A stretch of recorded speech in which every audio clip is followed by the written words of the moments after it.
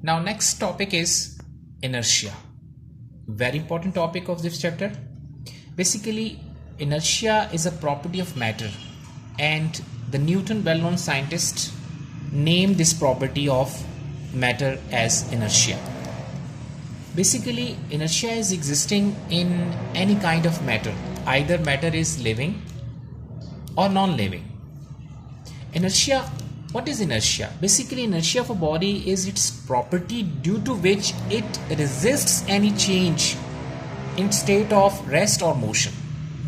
For example, in ordinary life we can give you many different examples. Like, let's suppose if something is moving, and naturally that moving body wants to continue its state of motion with that particular velocity. You can say with that constant velocity.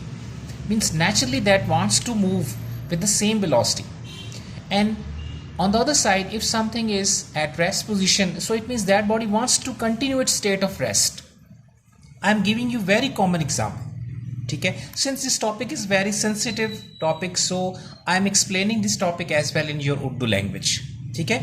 आप थोड़ी देर के लिए suppose करें कि let's suppose if you have this cardboard and cardboard is lying on this empty glass and a coin is lying on over this glass. ठीक है? जब आप इस कार्डबोर्ड को एक फोर्स के साथ आप इसको ऐसे क्लिक करते हैं, तो आपने देखा कि नाउ ये जो कॉइन है, कॉइन बेसिकली आपका किस स्टेट पर है ना? Coin is at rest state. So when you are applying force with a certain stroke of finger, so when you are applying force on this card, so you will see that the card is basically flying away and coin is basically falling into the glass. जब आप इसको force के साथ ऐसे click करते हैं with a certain stroke of finger, तो क्या होता है? इसका रिजल्ट क्या निकलता है? ये कॉइन कार्ड पर तो फोर्स लगाई आपने और वो तो फ्लाई कर गया, लेकिन इस कॉइन ने बेसिकली क्या किया? अपनी रेस्ट स्टेट को कंटिन्यू किया और आपको रेजिस्ट किया इसने. सो ये जाने के बजाय ये इस एम्प्टी ग्लास में गिर गया. Are you getting my point? So similarly, let's suppose if you have different coins which are stacked over each. Suppose if I give you some examples here. Let's suppose I have these different objects. For example, if I give you, we have a strip here. Now, these are different coins, let's say, or different things which are basically lying over each other. मैंने इनको pile up कर दिया है. Okay? So now when I suddenly, if I pull and let's suppose if I pull this piece of paper in towards any direction, let's suppose, so you will see that now these objects are basically showing resistance. मैं जैसे ही इस strip को पुल करूंगा तो आप देखेंगे कि ये एज इट इज़ यहाँ पर एग्जिस्ट करते रहेंगे. मेरा ये जो शीट है, पेपर की स्ट्रिप है, ये मेरे पास आ जाएगी क्योंकि मैंने इस पर फोर्स अप्लाई किया है. So see here I am applying force and these objects are lying over each other. So इसका मतलब ये हुआ कि आप कोई भी ऑब्जेक्ट है, जब वो स्टेट ऑफ रेस्ट में है, that object wants to continue its state of rest. अगर वो मोशन में है, it means that body wants to continue its state of motion. Got that? इसकी बहुत सारी एग्जांपल्स हैं. सपोज करें आपके, let's suppose if a biker is moving on a straight road. ठीक है, उसने हेलमेट पहना हुआ है और हेलमेट की स्ट्रिप नहीं बांधी हुई. Just imagine. और अचानक जाके उसका किसी चीज़ के साथ कोलिशन होता है, खुदा न खास्ता उसका कहीं टक्कर होती है, कोलिशन होता है. So you will see that कि now biker will move in forward direction and fall on towards forward direction, और उसका हेलमेट उसके सर से पहले जाके गिरता है अगर वो स्ट्रिप उसने नहीं बांधी हुई तो.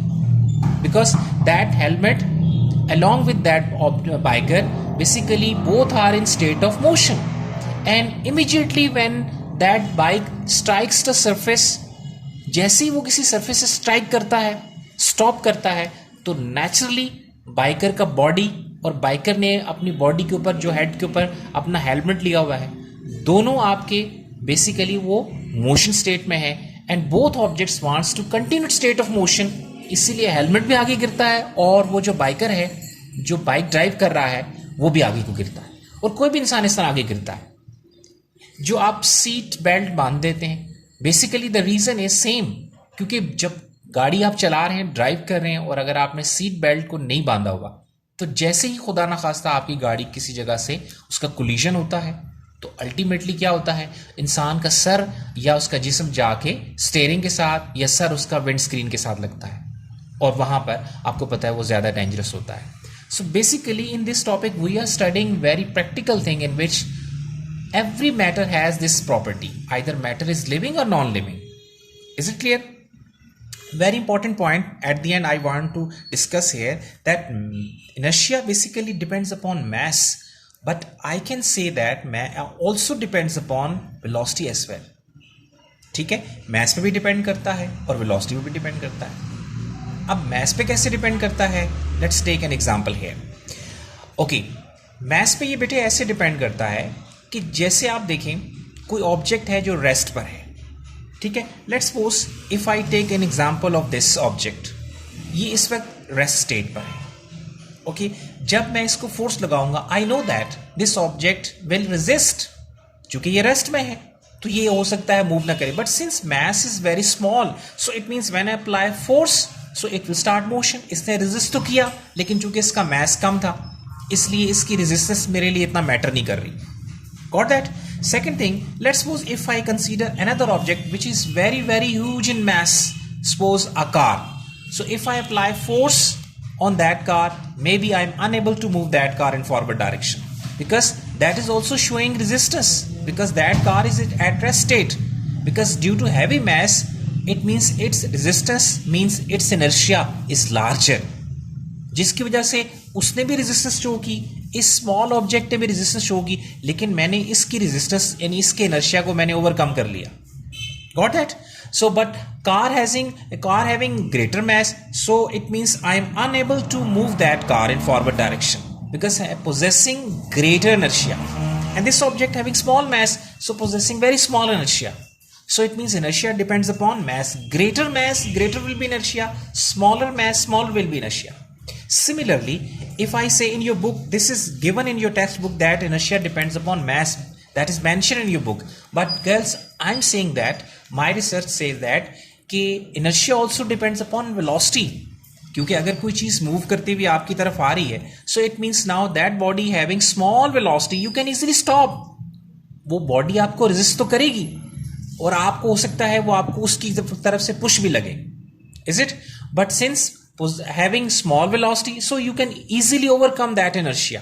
But if something is moving with very high speed, even उसका mass बहुत कम है लेकिन वो इतनी स्पीड से आ रही है कि उसको रोकना आपके बस की बात नहीं होगी. वो बहुत inertia शो करेगी, वो अपनी इस मोशन स्टेट को कंटिन्यू करेगी with high energy, with high force. Is it clear? So that's why I can say inertia not only depends upon mass but also depends upon velocity. ठीक है girls, now wait for the next third video.